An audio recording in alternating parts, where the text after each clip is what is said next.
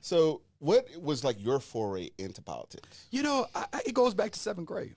Okay. Seventh grade, I started as a 4-H president.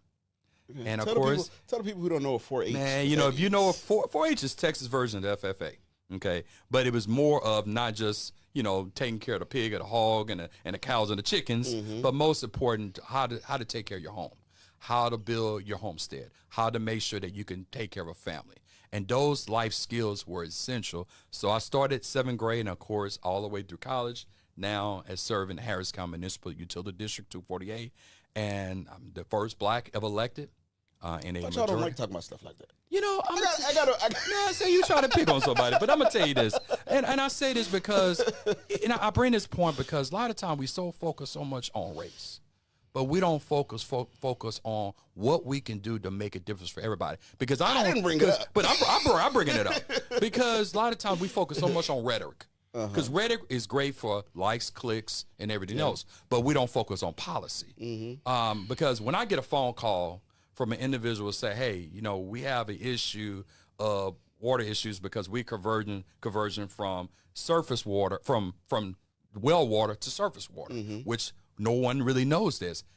I'm not asking if you're a Republican or Democrat. I'm not asking if you're a liberal or conservative. People just want the get that taken care of. Yeah. And I think this is why I'm running for Congress, because we got to bring common sense back. We have to bring people that's willing to serve everyone and not focusing on the rhetoric that's out there. Too. But what do you say to the people that say, who does he think he is running for Congress? Like, have you ever worked for a member of Congress? Have you ever like pushed a bill or like an issue-based thing? Like, what would you say is like the litmus test that you can show to people that like, hey, I can bring people together, I can build, I can like make something happen? You know, I'm the president of Gumbo Lending.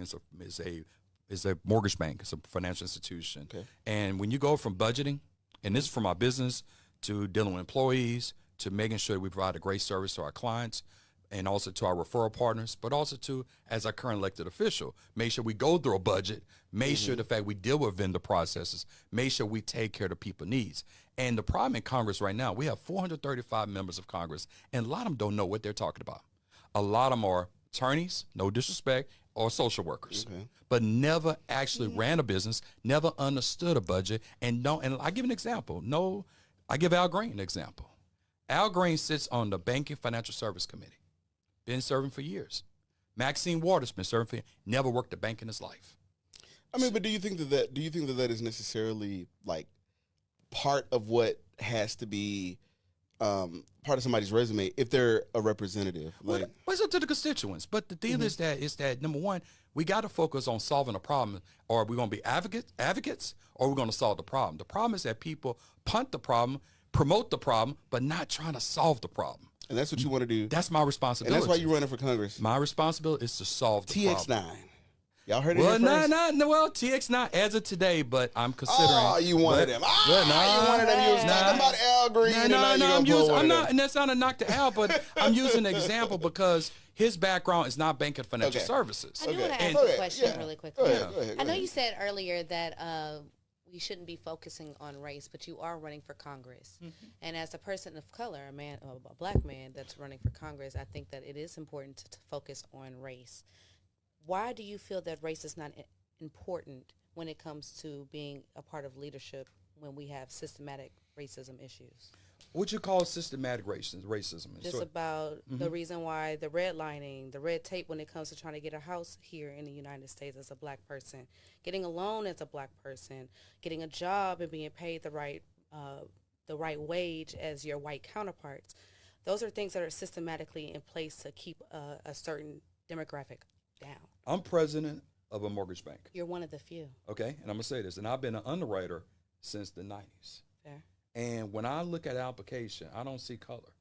I see your credit, if you're credit worthy, if you have sufficient funds to close, and if you have the ability to repay. Okay? And those things come from adulting. It's come from being responsible and have a plan to execute. A lot of times it's easy to focus on the boogeyman. It's easy for me to blame everyone else, but you have to look at yourself, what I can do. If that person do not want to support me because of who and what I am, because of the color of my skin, I take my money and my service to someone else. And we have to realize that we got to stop being the victim. We have to learn how to be victorious and realize everybody don't support you. Everybody ain't going to like you, and everybody's not going to want you. Absolutely. But you align yourself. Let me say this.